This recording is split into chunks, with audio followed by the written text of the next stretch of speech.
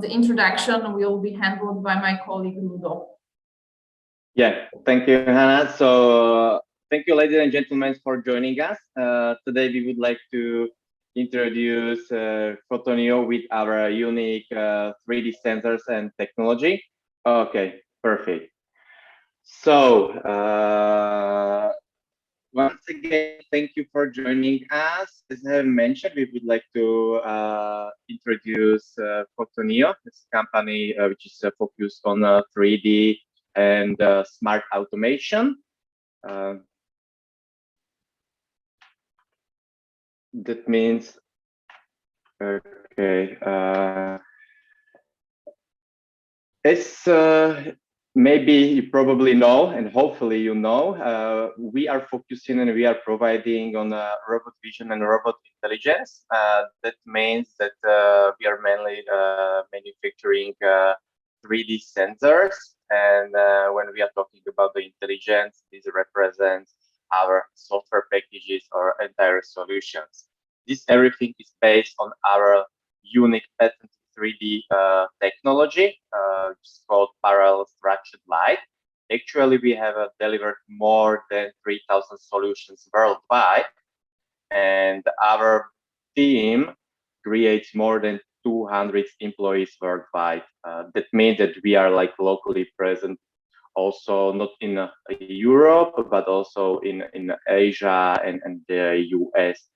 We have received many awards, as you can see. That's thanks to our unique parallel structured light technology and thanks to our, let's say, best-in-class motion cam.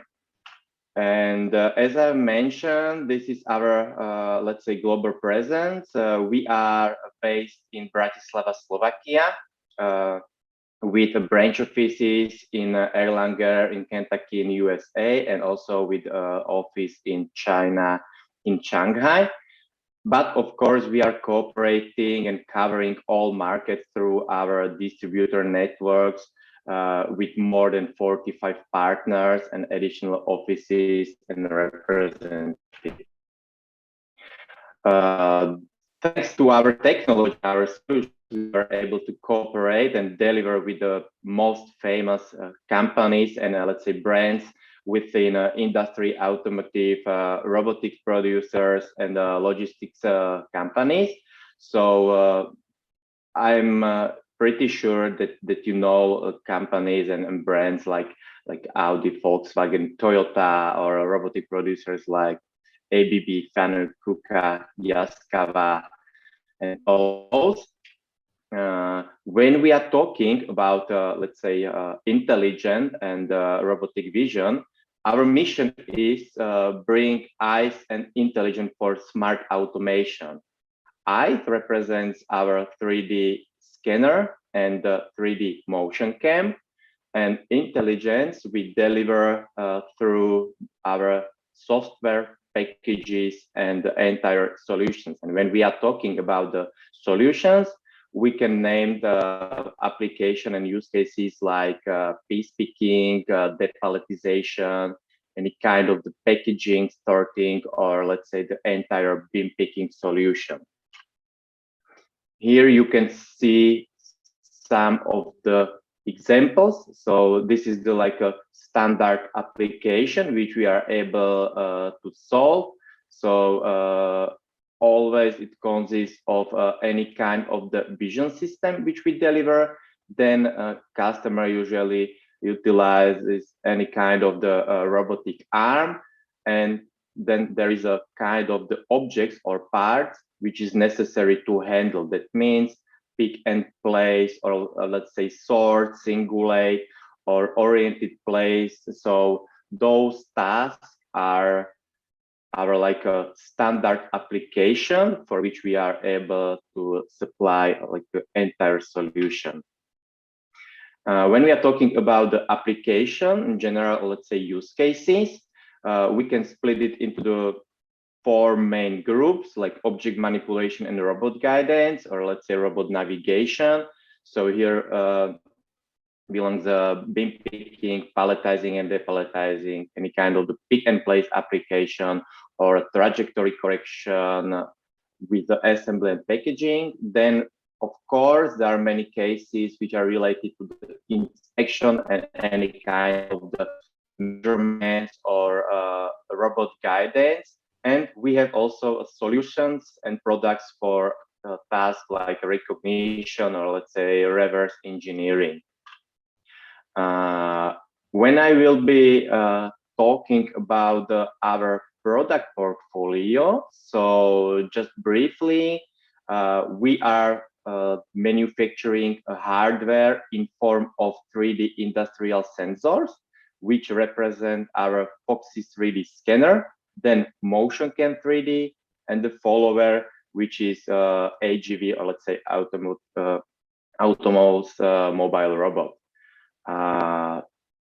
To this hardware, we are also able to deliver a software packages, which are PhoXi control application. That's our, let's say, operating application or graphic user interface for our 3D sensors with 3D localization, which is for localizing any kind of the objects in particular scene or area.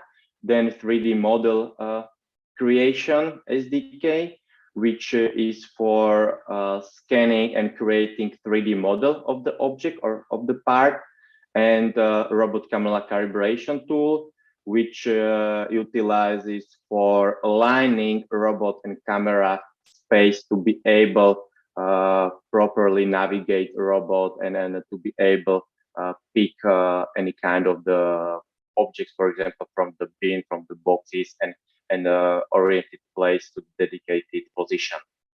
And of course, we are able to supply with entire application. And this represents our, let's say, intelligence, robotic intelligence and smart automation. And we have solutions which we call like Beam Picking Studio. This is the entire application consisting of a 3D sensor, then a robotic arm, our, let's say, unique robotic communication interface. And thanks to this application, we are able to automatize any kind of the pick and place tasks within end customers' factories. We have developed also a universal depoletizer, which is quite demanded application actually as well.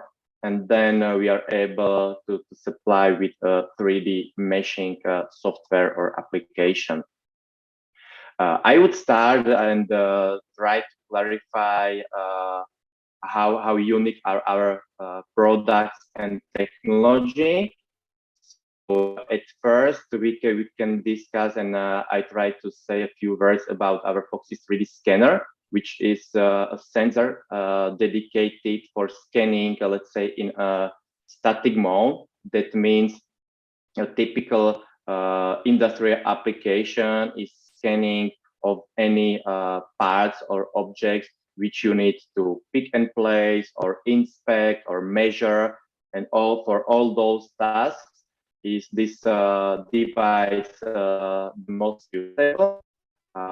Regarding, let's say, our PhoXi 3D scanner family, we can talk that we have more sizes and more types of the device, from extra small through small, medium, large, and extra large size. Those sizes are suitable for different tasks and different applications, because as you can probably imagine, each device has a different field of view, scanning range, and based on the particular request from the end customer, we can deliver the most suitable 3D scanner. Our scanners, or also in general, our sensors are really suitable for industry applications. That means that they have a lightweight body with IP65 certification. That means that they are dust and waterproof. They have a thermal calibration, so are suitable also for application and use cases where is, let's say, not a standard temperature like in standard factory usually is. then we are able to provide with ambient light suppression feature, which is quite demanded because not always are light conditions within the environment the same. And yeah, actually we are using 24 volts power over Ethernet supplying. So it's really easy just to plug and play, and it's easy to integrate this kind of the device to any of your application. Except of 3D scanners, which are, as I mentioned, dedicated for static scanning. Then we have a really unique MotionCam-3D. And as you can imagine, based on the name, it's dedicated and focused on scanning in motion. Actually, this is also our, let's say, flagship and awarded device with the highest accuracy and highest resolution in the world, let's say in the class of the industrial cameras. And our motion cam, thanks to this our unique parallel structured light technology, really combines the quality of the structured light and the speed of the time of flight cameras. So there is no, let's say, trade-off between quality and speed, but you can get in one device, in one body, both advantages, and there is like a no decision if you need to be faster or you need to get like a higher quality of the scan. Similar to our 3D scanners, our motion cam we can deliver also in more sizes. As you can see, like S, S plus, M plus, and L model.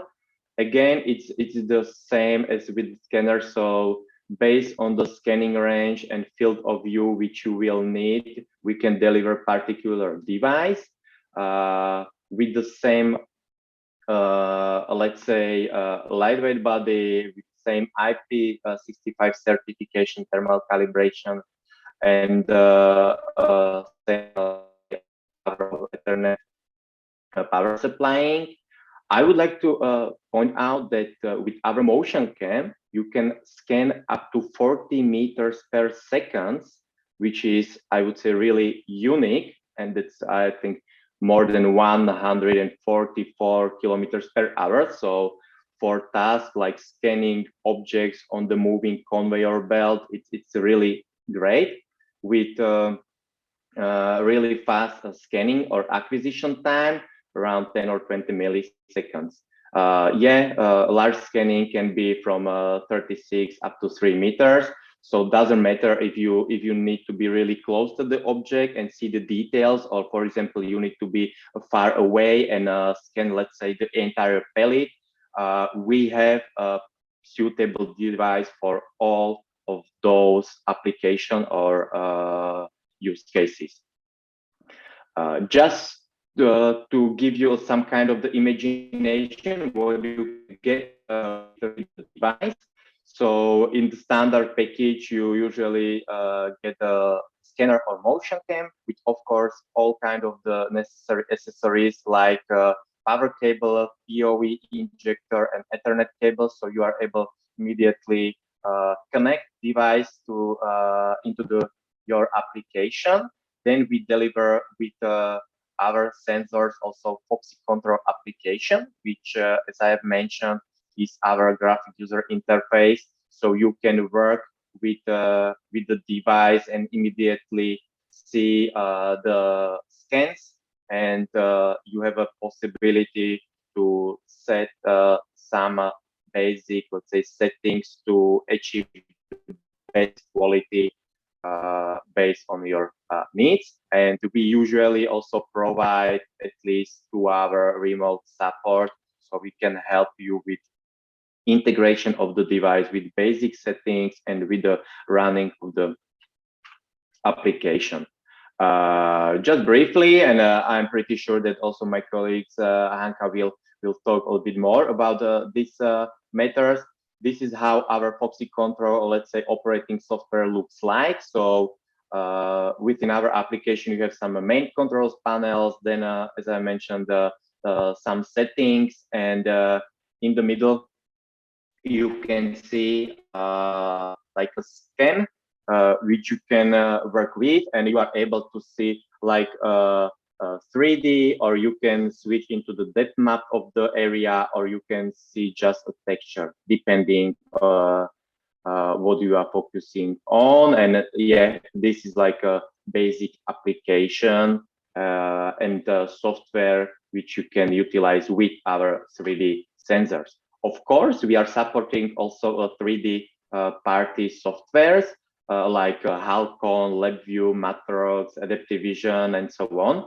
All those, let's say, software drivers you can find on our website, and you can easily download it and utilize. So if you prefer, or if you wish to use another software with our devices, we are supporting them, and it's tested and working well. Then I will go through some kind of the applications, and let's say the use cases where could fit our sensors. So as you can see, our sensors are, let's say, in general, 3D machine vision can be utilized for guided of the robotics, for any kind of the objects handling, also for inspection and quality control.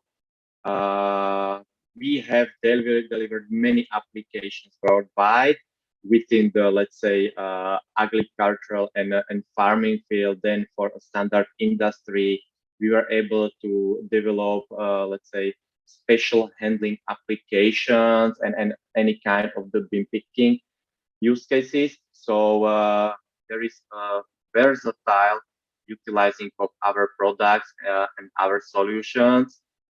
Just depends on your request, and always there is like a space to modify or adjust our software or hardware.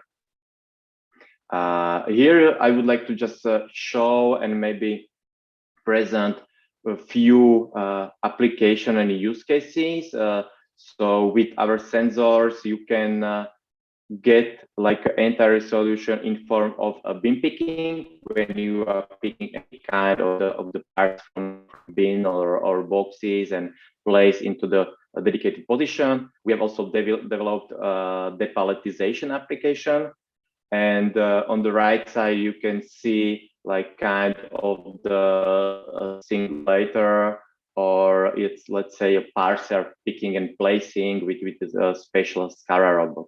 So yeah, those applications are like for us quite standard. Thanks to our motion cam and thanks to our unique technology, as you can see, we are able also to provide with picking and placing in motion.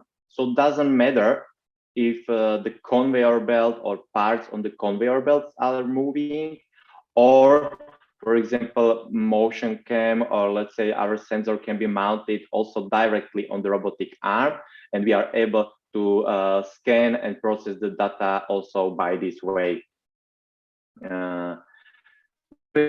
About scanning or let's say processing in motion, then you can see application related to the box dimensioning and counting. So anytime you would need to scan the objects in the motion, then we recommend to utilize our motion cam, because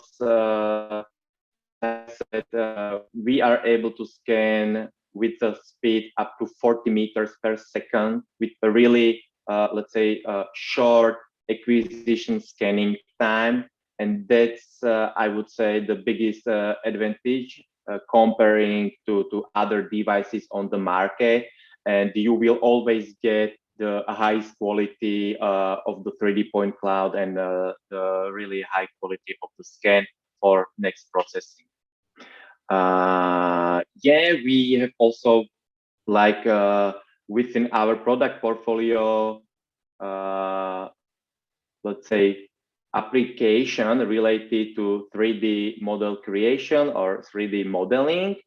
You can see that we are able to scan and process data in a real time. That's really unique. And as you can see, there is also a really great quality of the output, I mean of the 3D point cloud or of the scan. So when we see this, let's say, real-time application, or like there, when the sensor is mounted directly on the UR robotic arm and is moving not only the sensor with the robot, but also that block of engine or any kind of the object on the rotary table. So this is also not an issue or problem for us to scan in real time, process data, and immediately provide with output. So those functions and features are really unique, and we hope that you will understand all those, let's say, advantages of our devices, and we could support your applications in the future. When we are talking about like standard machine tending, which are quite demanded on the market, or any kind of the unloading and loading, then you can utilize our sensors as well. So this is like a combination of the picking parts for some kind of the bins or boxes, and then placing on the particular position. And thanks to our sensors, like the hardware, or our intelligence, which represents our special software packages, we are able to deliver all those entire solutions. So just for imagination, we can help with your application nearly with any field or sector. So we can help you with application within industrial automation, any kind of the quality inspection or processes automation. Of course, for agriculture and food industry, we have experiences with human scanning and medical applications. And of course, as there is still, let's say, pandemic situation, and many end customer are oriented and improving their logistic application and solutions, we can supply with the products as well within the logistics, like any kind of the box dimensioning, palletizing, depalletizing, and so on. All those, let's say, videos or use cases you can find on our website, on our Photoneo YouTube channel, so you can see all applications and maybe better understand. If you will be interested in, feel free to ask, and we can provide a link with a particular application or video for your use case. So thank you for your attention. This is everything from my side. And now I would like to give a word to my colleague Hanka, who will continue. Of course, if you have or if you will have any questions, feel free to ask, maybe chat or type messages directly into the Q&A section. And at the end, we can try to answer and discuss maybe your particular needs, or let's say questions. Thank you. Thank you, Ludo. So I will now share my presentation, and I will talk more about the practical side of using the devices and of handling them, and what basically you need to know to make your first scans, and what you need to know to sort of understand how the technology works in terms of getting the best quality for your applications. So as Ludo mentioned, inside the package, once you receive it, you will find either the PhoXi 3D scanner or MotionCam-3D, depending on what you have ordered. The device is delivered together with the PoE injector, as well as the Ethernet cable, so that you can basically just plug it in into the electricity, into your computer using standard Ethernet cable, And then basically it is just a plug and play solution, and you are able to connect to the device and make your first scans. The device, to describe it a little bit further, consists of 3 main units. On both the MotionCam-3D and on the PhoXi 3D scanners, we have the processing unit, which has an integrated GPU inside, which we are using to calculate the 3D information. So basically, all the processing is happening on the device, and we are just sending the outcome through the Ethernet connection to your computer. This is why it is important to have a really good, stable 1 gigabit per second capable connection, because there is a lot of data included inside our point clouds, and the connection is necessary to transfer it all in the necessary speed. Then we have the projection unit, which is the same for both MotionCam and the PhoXi 3D scanner.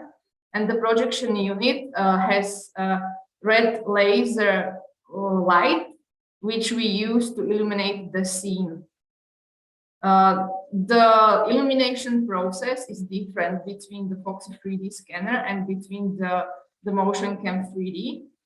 In the PhoXi 3D scanner, we project structured patterns, because the PhoXi 3D scanner utilizes the structured light technology. So we have to project several images and several patterns. On the MotionCam-3D, the one scan only consists of 1 sweep of the laser, which is all that we need to calculate the 3D data, thanks to our patented technology called the parallel structured light. Then we have the camera unit. On the picture, there is the camera unit of the MotionCam-3D, which is sort of heavier and bulkier than the one on the PhoXi 3D scanner. And this is because inside there is our patented CMOS sensor, which gives us the capability to do the parallel structured light. The PhoXi 3D scanner utilizes a normal camera sensor, which is able to grab pictures without any special features.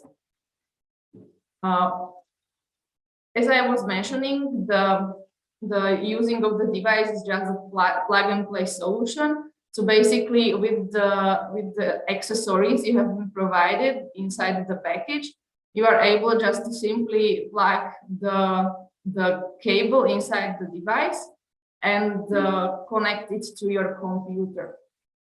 As you could have seen on the picture, there are 4 status LEDs, which can help you understand what is going on with your device.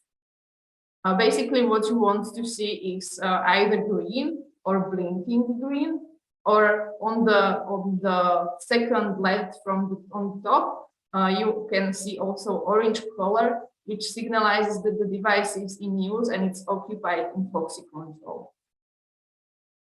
These status LEDs all have their separate meaning. For example, the first one should be always green, because once it's red, it means that the device is not running okay, or it is not getting enough power from the electricity. On the second LED, you always start with the red light, but in 1 minute or so, it turns to green one. If it remains LED, it means that the internal firmware is not running correctly. Once you connect the device to PhoXi control, then the LED turns to orange color. And the last 2 LEDs are connected to the Ethernet. So basically, the last one tells us if we have a correct gigabit Ethernet connection or not. As I was mentioning, we require 1 gigabit Ethernet connection because there are a lot of data which are being transferred, and this will unnecessarily slow down the device if it's not adhered to. So basically, this is mostly important with the MotionCam-3D, where the stream of data is really fast, and we can receive the data at 20 FPS. And the third LED light is just telling us whether the data is being sent or not. To operate the device, you will need the driver, which is called PhoXi control. Both the devices use the same PhoXi control, which is available on our website. We also always have on the website the latest release of the PhoXi control, which we recommend everyone to use. And we support Windows 10, and also the installer for Windows 10 is compatible with Windows 11. But we also support Linux machines with Ubuntu 16, Ubuntu 18, and Ubuntu 20 installers. So once you have the device connected and you have PhoXi control installed, it is really easy to make the first scan because the device is immediately ready in PhoXi control. You do not need to do any additional setup, or you don't need to tweak your network settings. Basically, everything should be ready as it is installed. So once you see your device in the device list, you can simply click the connect button to connect to it. It will take around 10 to 30 seconds. And then you see the main control where the trigger button is. And it is really, really easy to make the first scan and observe your first point cloud. As I was talking about the main controls, to make your first scans, there are several buttons that are of interest. There is the trigger scan button, which just triggers one scan, as we have seen on the picture on the previous slide. Then we can also put the device into continuous scanning mode, which is called the free run mode. This is mostly interesting for the MotionCam-3D, where the data is delivered the 20 FPS, so that you can actually see how the parts or how the scene is changing in front of your eyes, not just by looking at the scene, but just looking at the screen of your computer. Then there are the pause button and the logout button. And the pause button can actually prevent the device from taking a scan, and just pause it from acquiring further scans. And then there are the logout button. There's the logout button, which disconnects PhoXi control from the current device, and it makes it available for the next user or for the next connection. Once you start acquiring your point clouds using either the single scan mode, using the trigger scan button, or the free run mode, you will get the data. Basically, each scan consists of different types of data, which are configurable by the user. The most interesting one, usually for the users, is the point cloud, which is the 3D representation of the surface. So basically, as we make the point cloud, we have points. Each of these points has X, Y, Z coordinates of the surface that is being scanned, and we can know the space relationship between the camera and the surface that was scanned. Of course, when scanning, the data is not covering the full three-dimensional space in front of the camera, because everything that is scanned has to be inside or visible to the laser light that is emitted and to the camera.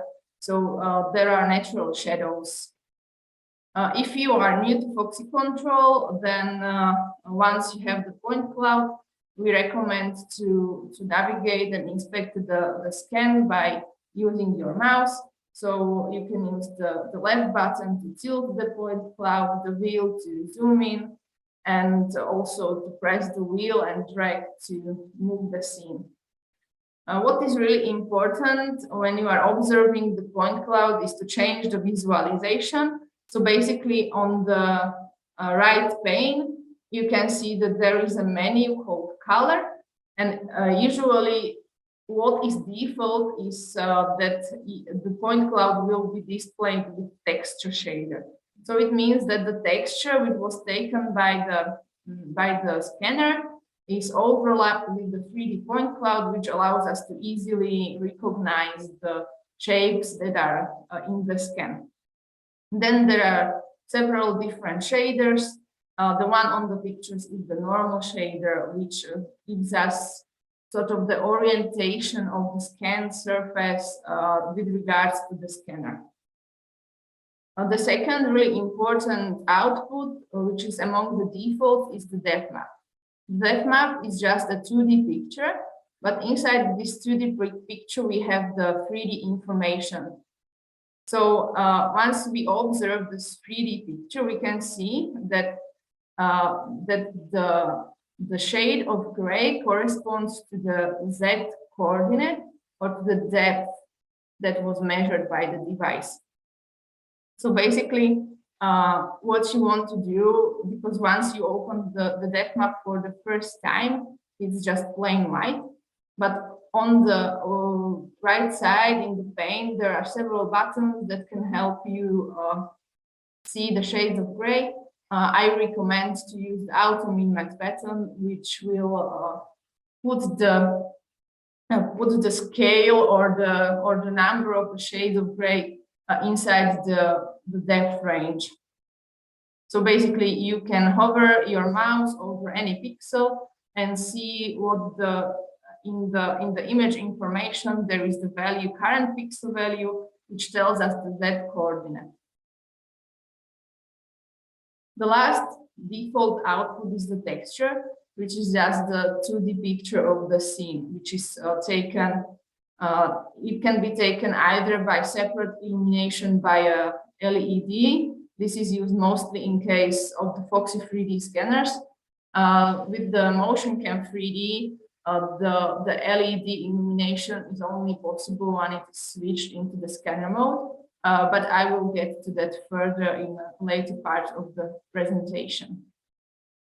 So the texture we are providing is grayscale only. And as I was mentioning, the point cloud can be colored by the texture.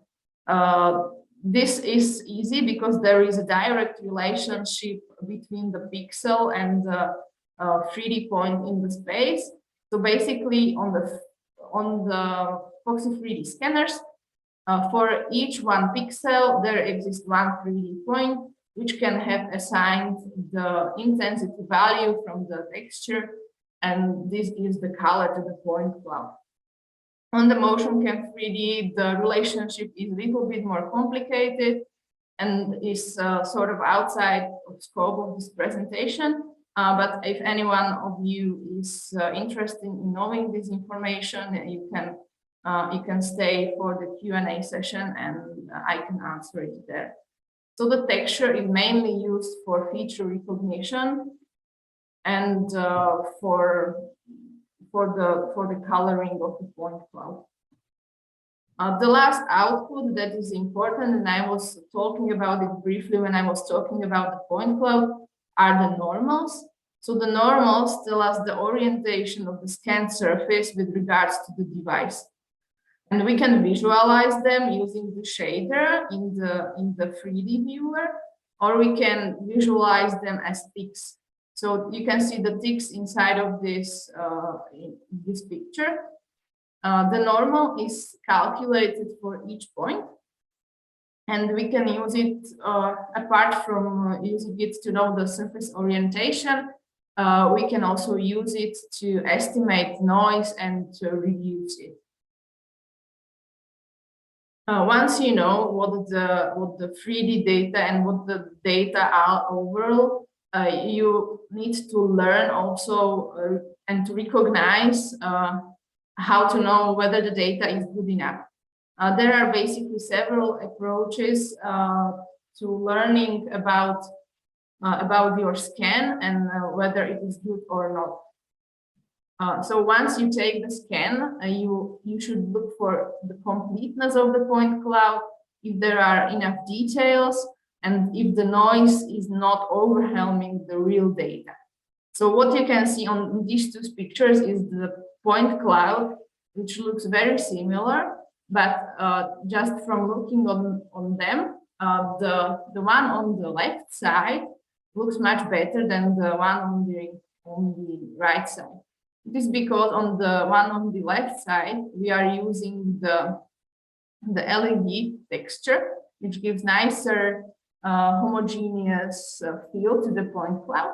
But also, when you notice the middle of the point cloud, the one on the left has no missing points, whether the one on the right, there are missing points.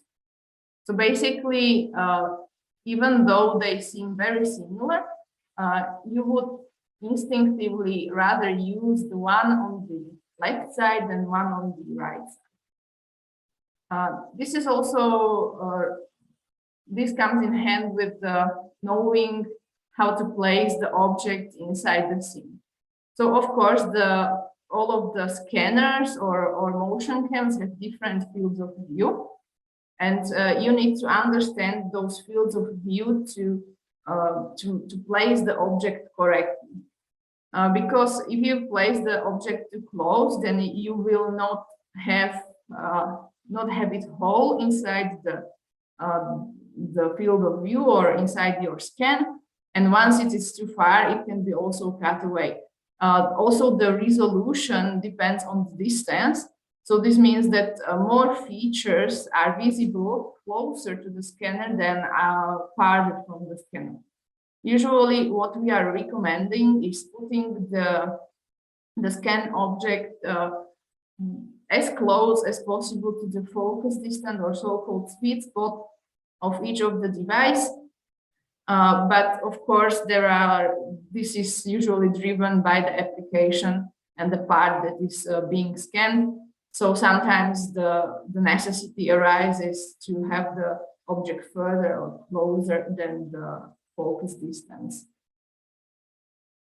If you are evaluating the scan, there are some approaches that you may notice. It is important to inspect various aspects of the data. So you always should look on the normals, you should look on the contrast, you should look on the edges of the point cloud or edges of the object, and also on the exposure and line conditions. You can do all of this inside PhoXi Control using the different visualizations and settings. So as I was talking before, we have the normals with shaders and ticks. We can use the buttons on the right pane to have better contrast on the texture.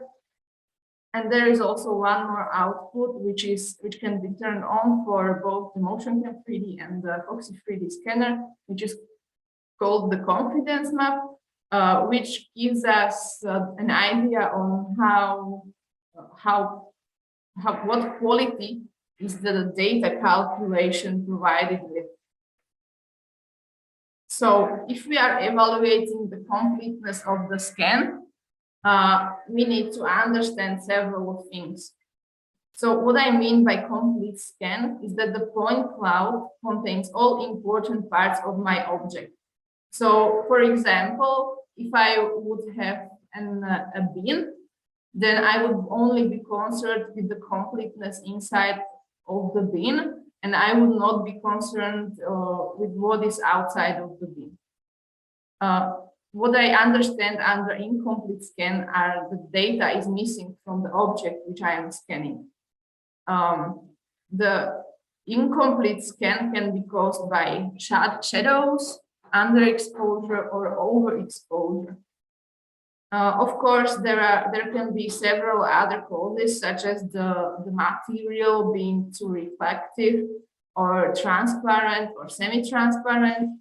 But this is something that is on the limits of the technology, and we cannot do almost anything with it once we have object that is highly shiny or it is transparent. So let's take, for example, this picture. There seems to be a missing data in the middle of it, but this data missing is caused by the shadow.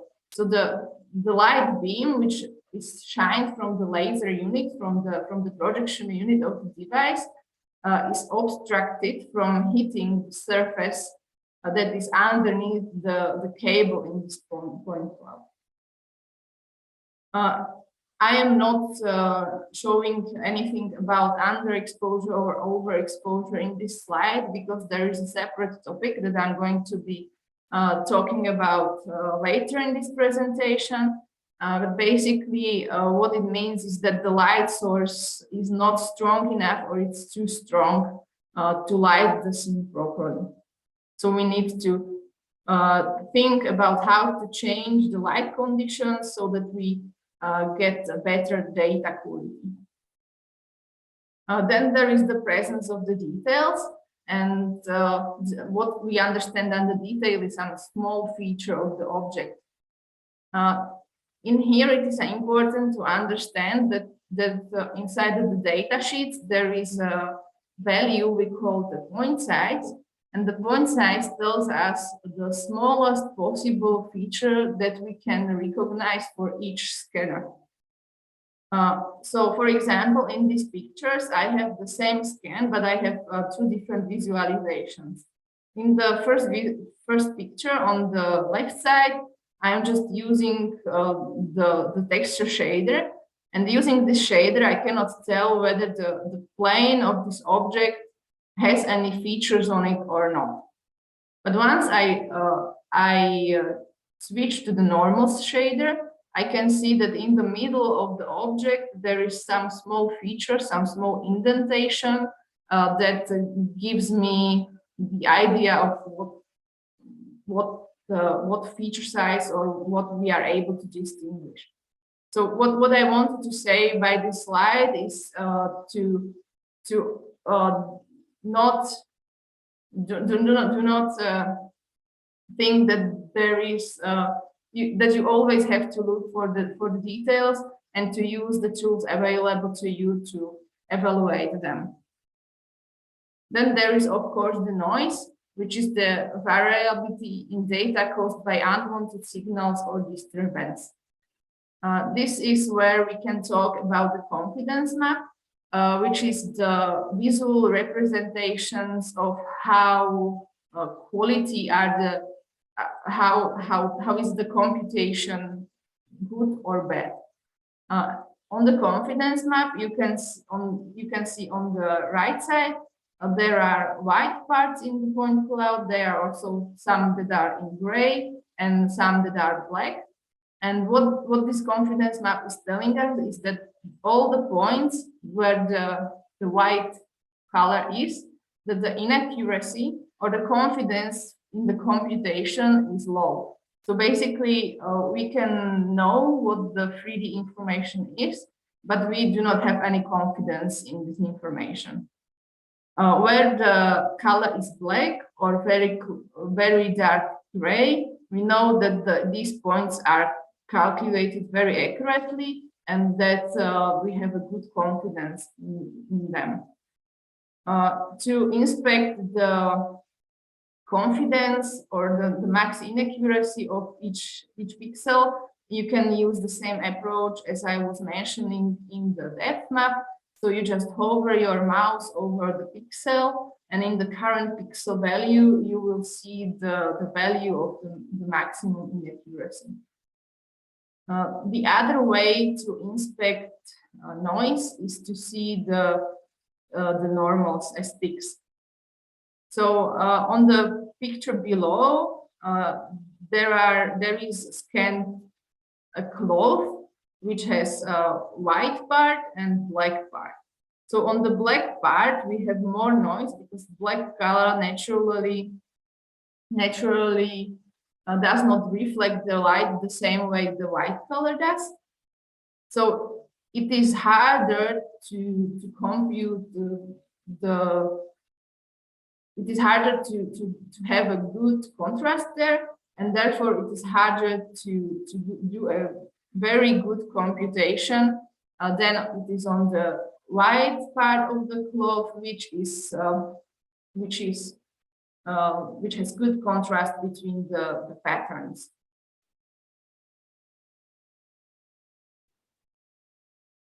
What can also help if you have incomplete point cloud is to change the position of the device. This is important, especially when the objects are reflective, and we have so-called specular reflection, which is reflected directly to the camera. So basically what this means is that the light beam that is reflected from the surface has a really strong intensity, and it hits directly the camera, and it causes oversaturation of the pixels. So when we look on the pattern on the picture on the left, you can very clearly see that the white part and also the black part are very complete. On the other hand, on the right side picture, the black part of the pattern is sort of erased, like you would take an eraser to it and just delete it from there. And this is where the pattern is broken, and we cannot do a calculation of the depth because we have no contrast in those parts of the point cloud. So those were the basics in how to know what data are and how to look at them to evaluate whether they are good or not good. But other important thing in this aspect is the time that we are taking to measure those data. So basically, once we are scanning, the total scanning time is the sum of acquisition, computation, and transfer. Acquisition is the part when the scanner or the MotionCam-3D are emitting light. Then there is the computation, which is after the acquisition, and during the computation, all the images that were taken are calculated to give us the depth map. Once the depth map is finished, transfer begins, and during the transfer, we only transfer the depth map and the texture to the PhoXi control, where the point cloud is then calculated. The transfer of why we are only transferring the depth map and not the point cloud is because the point cloud has much more information, and which it would take much further. Whether on the computer we can calculate it much faster than the transfer for those data would be.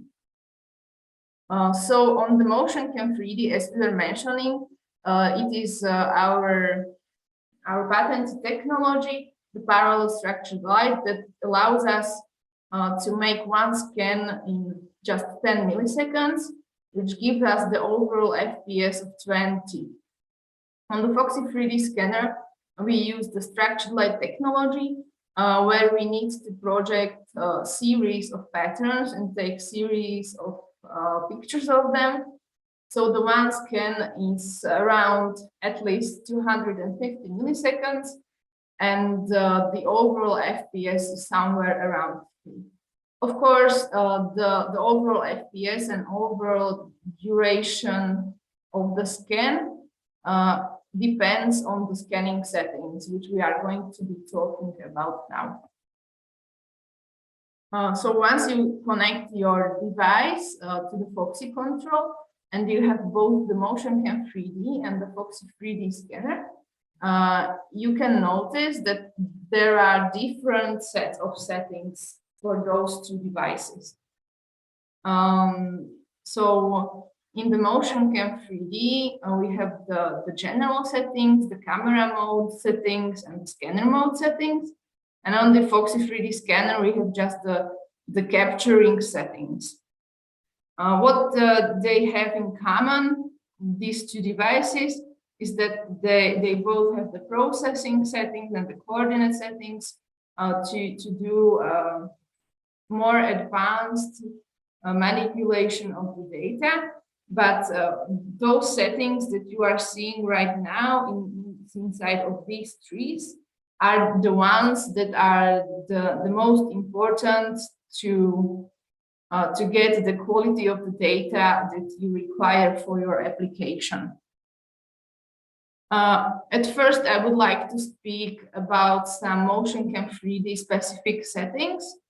So as you can see, there is the general settings menu, in which we have the operation mode, which tells us whether we are using the camera mode, which is the one that is really fast, able to do the 20 FPS, and it is used for the dynamic scenes.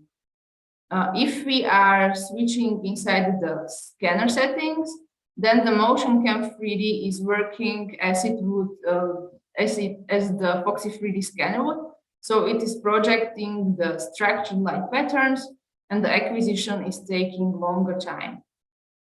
This is here for the convenience of the user, because the data quality in the camera mode is a little bit lower than it is in scanner mode.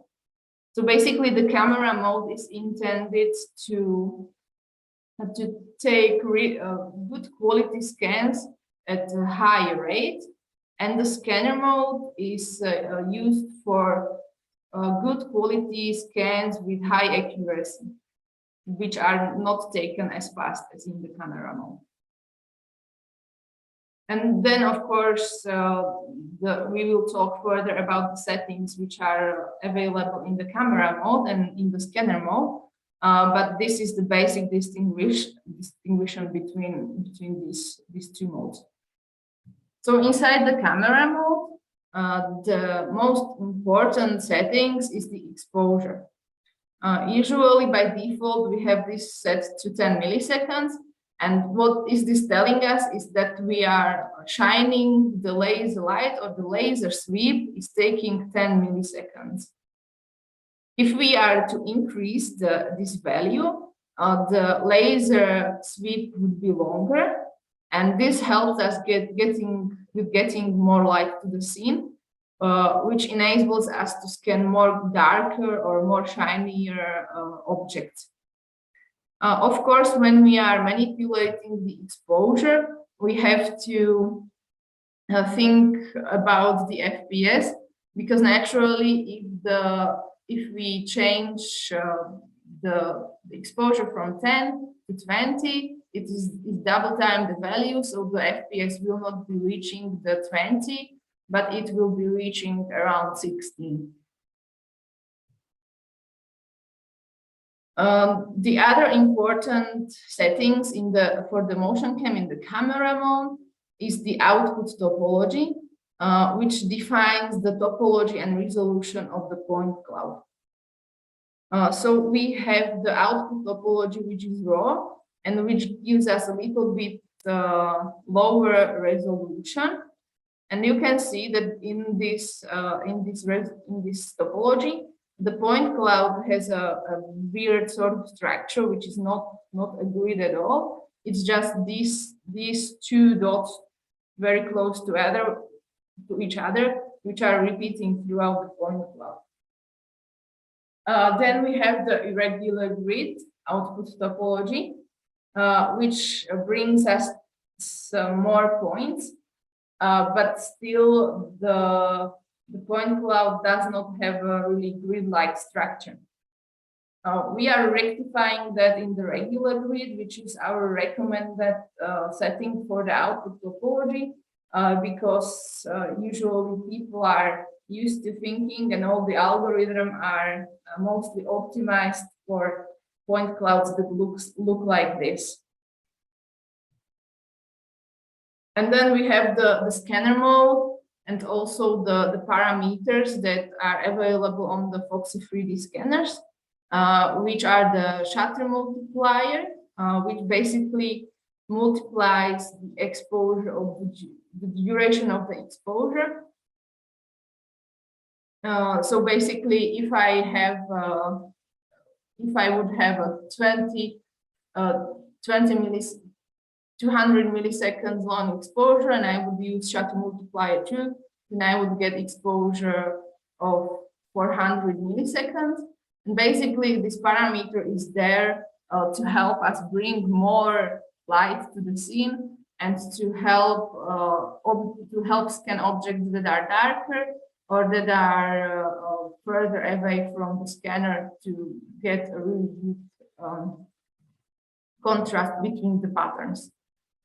Then we have the scan multiplier setting, and this repeats the sequence of the patterns and then averages those two scans between each other. So in a way, it helps us to have a better dynamic resolution in the scans. Then there are the coding quality, which parameters, which tell us the number of patterns. And this is important when we are thinking about how long it will be taking us to make the scan. So if I choose really high or ultra coding quality, then there will be a large number of patterns and it will take longer for the device to make the scan. But of course, the quality will be much better.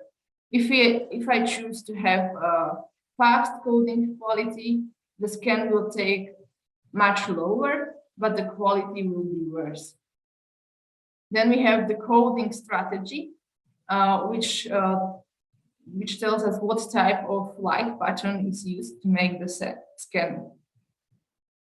Texture source, this is something that I was already mentioning briefly, is the light source for the texture. So on the PhoXi 3D scanner, what we usually do is that we do the series of patterns, of the structured light patterns, and then there is a one brief flash from LED source, which is used for the texture. This is because if we would use the laser to do such flash, then we would have speckles in the image, and the image quality will be much worse than when we are using the light source. This also concerns the MotionCam-3D because right now, when we are doing the 20 FPS camera mode acquisition, the texture is just computed from the laser acquisition. So we are not doing any LED shine for the texture because this would limit the FPS. So basically, for one acquisition of the 3D, we would need similarly long exposition for the texture for it to look good, and this would limit us in the final FPS. But of course, when the MotionCam-3D is switched into the scanner mode, the LED source is available to take the texture in this type of scanning. And then there is the exposure parameter, which on the PhoXi 3D scanner is called the single pattern exposure. So these two terms, when we are talking about MotionCam in scanner mode and PhoXi 3D scanner, are interchangeable, and they tell us how long we are making how long we are shining the laser for just one pattern from the series. So basically, this means that if I have 17 patterns and one of them is taking 10 milliseconds, so at least 170 milliseconds would be necessary in the total scanning time. But also, if I would increase the exposure and have the same number of patterns, so if, for example, I have 100 millisecond exposure, which is the longest one, and I have still those 17 patterns, then the length of the scan would be 10 times the initial one. And then there is the resolution parameter, which tells us the number of 3D points which are in the point cloud. And I will also explain this a little bit on this slide. So there is a distinction between what the resolution and how the resolution behaves on the MotionCam-3D and on the PhoXi 3D scanner.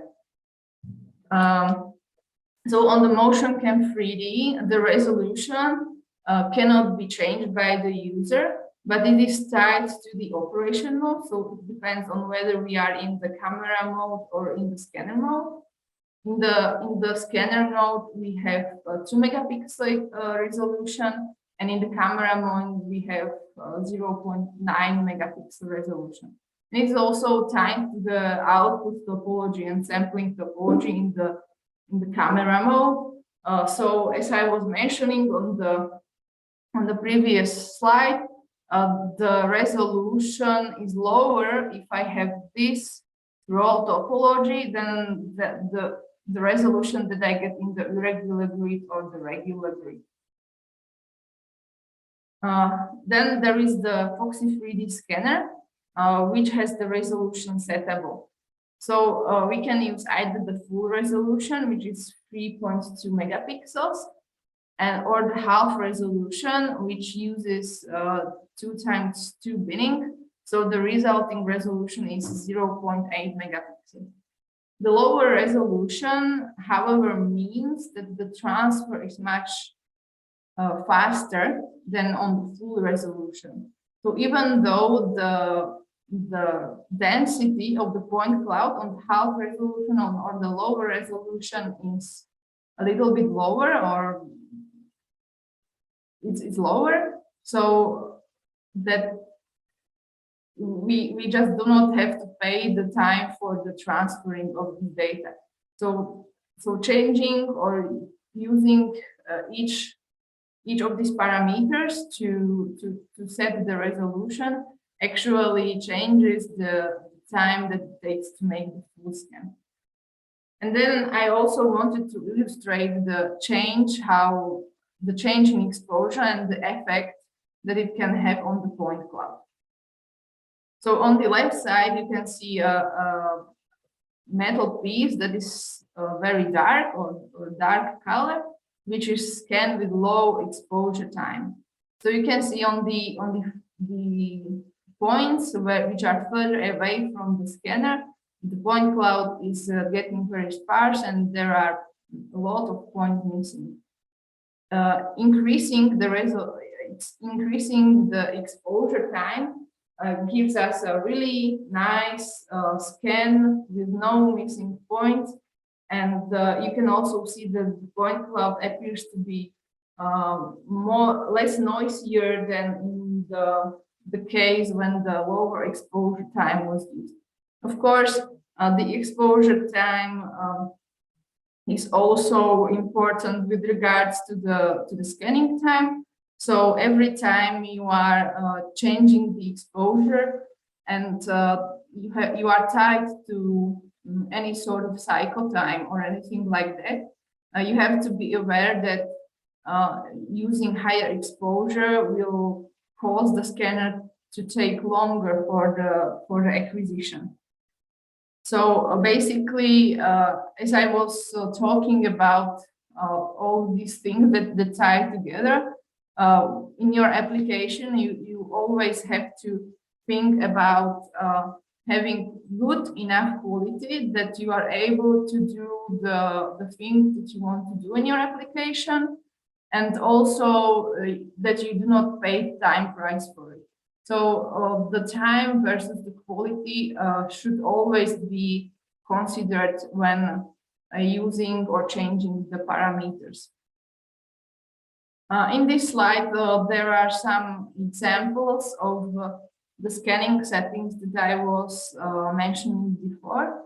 So the first double is the example of the shutter multiplier. And as I was saying, this multiplies the duration of the exposure so that more light is projected in the scene when the shutter multiplier is higher. On this second double of pictures, you can see the effect between the LED texture and the laser texture. So in the laser texture, you can see it is sort of much more grainier than the LED texture. And this is due to the nature of the laser light, and what we are seeing in the picture are speckles. And the last double of pictures show us the difference between normal coding strategy and interreflections coding strategy. So in the normal coding strategy, we are using light patterns that go from very low frequency to high frequency. Whether in the interreflections coding strategy, the frequency of changing the light and dark stripe is very similar between the first and the last pattern. This gives us the advantage of not so much light being reflected from light part of the object to different part of the object. And this is something that I will be talking about in further parts of this presentation.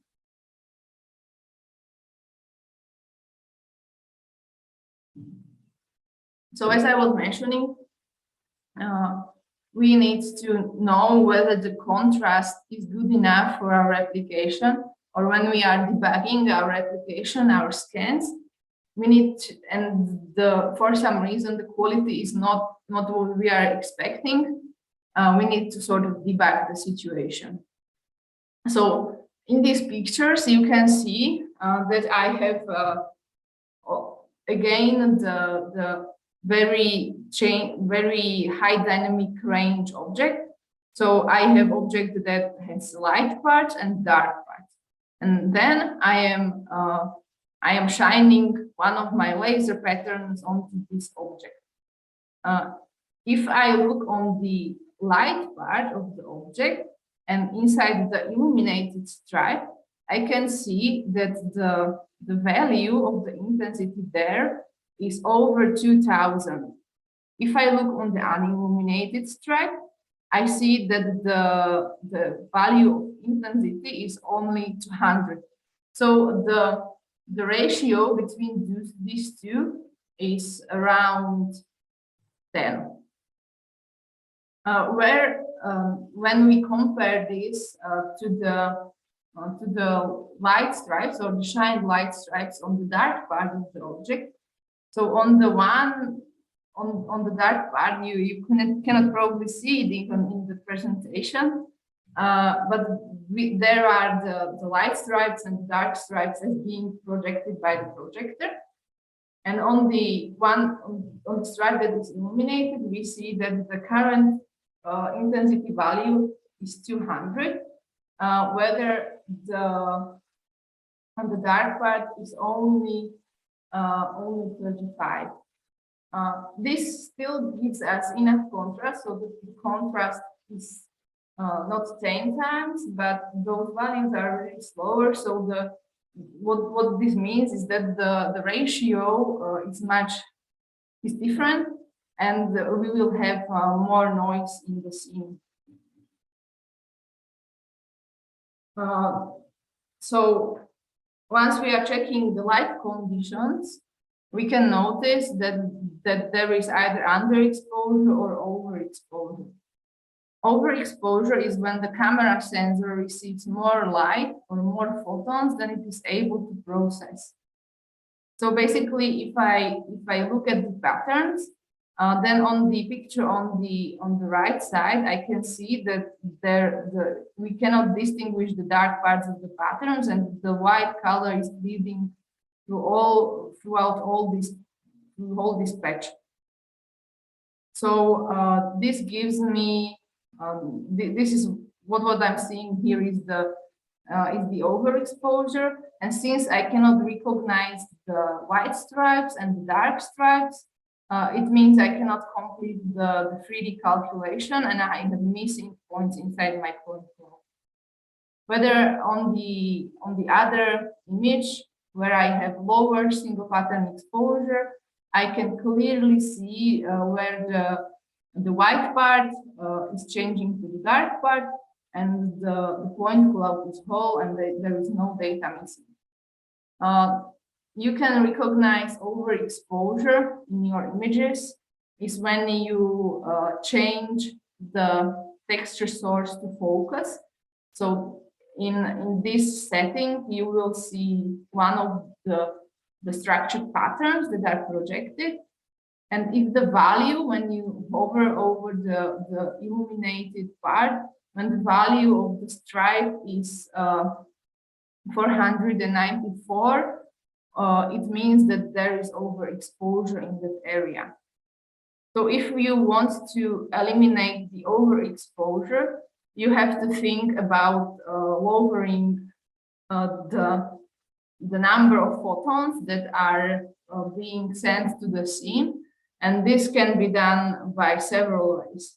You can either lower the shutter multiplier or the single pattern exposure parameters, but sometimes it can happen that you have overexposure and those two parameters are at their lowest possible values. So for this situation, there is a third parameter, which is called the laser power. And you can lower basically the intensity of the light that is emitted from the projection unit by changing the value of the laser power. The laser power is always by default set to the highest possible value.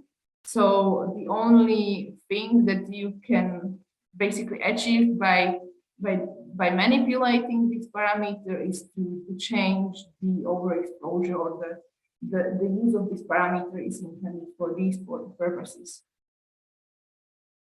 Then there is the other variant of having problems with exposure, which is the underexposure. So if we look on these two images, one is the texture where we can see the stripes, so it's the focus texture, and the other is the point cloud. And you can clearly see that on the bottom, the light it is getting to a point where it has a really low contrast, and you can hardly tell whether the part of the object is in the illuminated stripe or it's in the unilluminated stripe. This is of course also visible in the point cloud. So the point cloud is missing in that part of the picture because we cannot tell from the contrast whether there is illumination or non-illumination.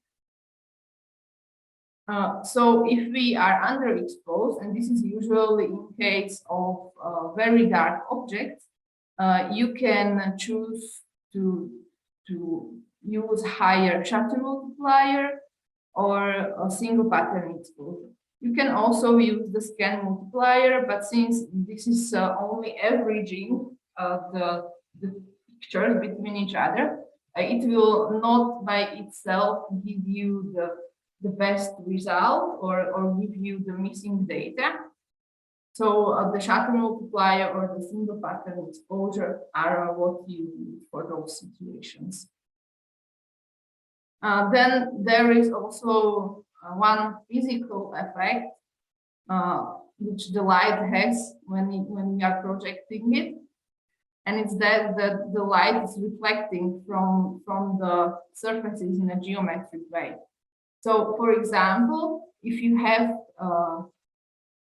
perpendicular surfaces and you are shining the light onto those surfaces and the surfaces are reflected, then it means that the light is first reflected from one surface to the second surface and to the camera only from the second surface.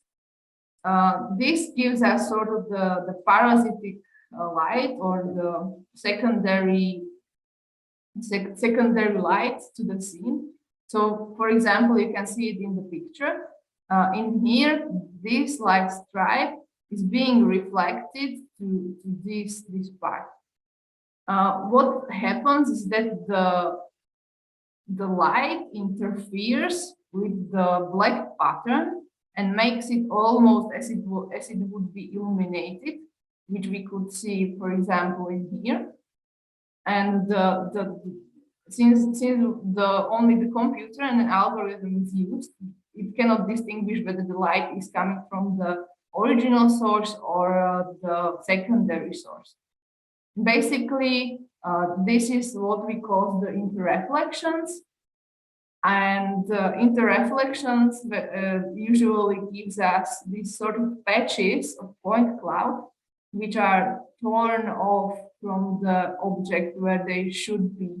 So basically the depth calculation is not good in those parts of the object. Fortunately, we have a good filter called the interreflection filter, which will at least get you rid of those floating parts of the point cloud, which are not in the object. Unfortunately, it means that you will still have some holes in your point cloud. So that was something about how to work with the light and how to understand the settings for these two devices. And now I wanted to talk a little bit about how to save the scans and what are the possibilities of the file formats. So saving the scans is done from the main menu, and there are several options. So you can either save the scan manually by using the save button, or you can record all the scans which are being done by the device. The saving options button helps you to configure which file format will be saved and what data do you want to save into this file format. So let's say, for example, that I am only using the depth map and texture, but I'm also receiving the point cloud, but I want to only store the depth map.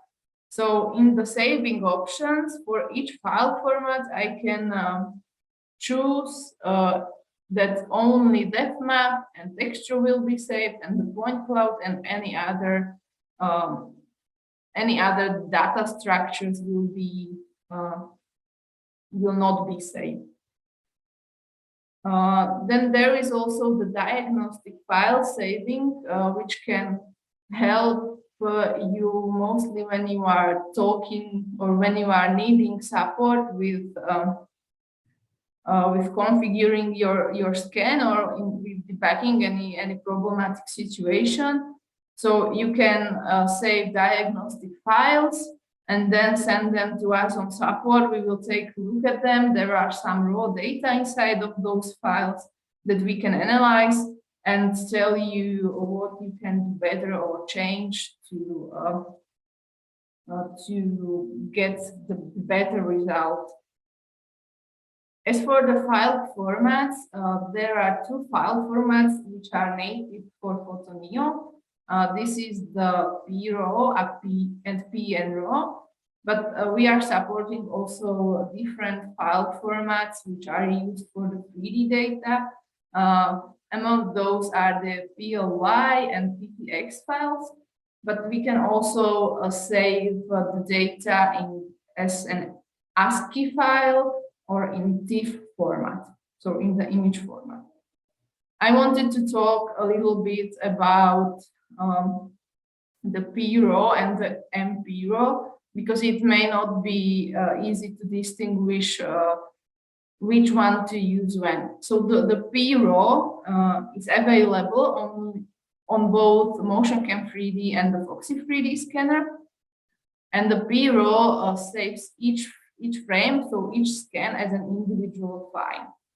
So this means that, for example, if you are recording each scan into PRAW, then you will have to have a disk which has a really good writing speed.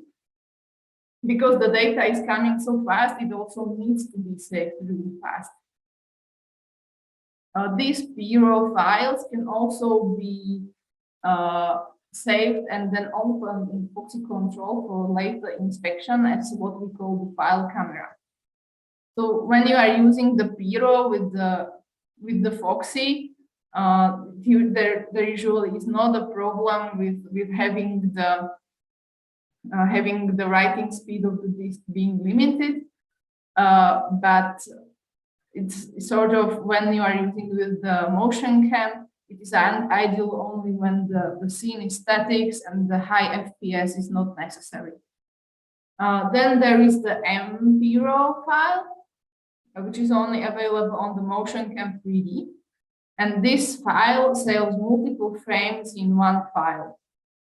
So basically, if you are, for example, making scans of human walking in front of the camera, then you can have not just a single point cloud, but you can see all this sort of an animation style point clouds inside of your PhoXi control if you save those into the MP raw file. It can also be read by the PhoXi control later on as the file camera. And as I was saying, it is ideal for the dynamic scenes where the FPS is high and where we do not want to be endangered by losing the files or the data due to lower disk writing speed. There is also the thing about sometimes users want to save multiple files at once. And this is of course possible, but it requires powerful computer if you have a lot of data coming in very quickly and you want to save them into several different types of file formats, then it can happen that the computer is not quick enough or strong enough to write all the data to the disk. So we only recommend to use the P rows or the MP rows for situations where the data is coming really quick. So goodbye, thank you for your attention and enjoy the rest of the training.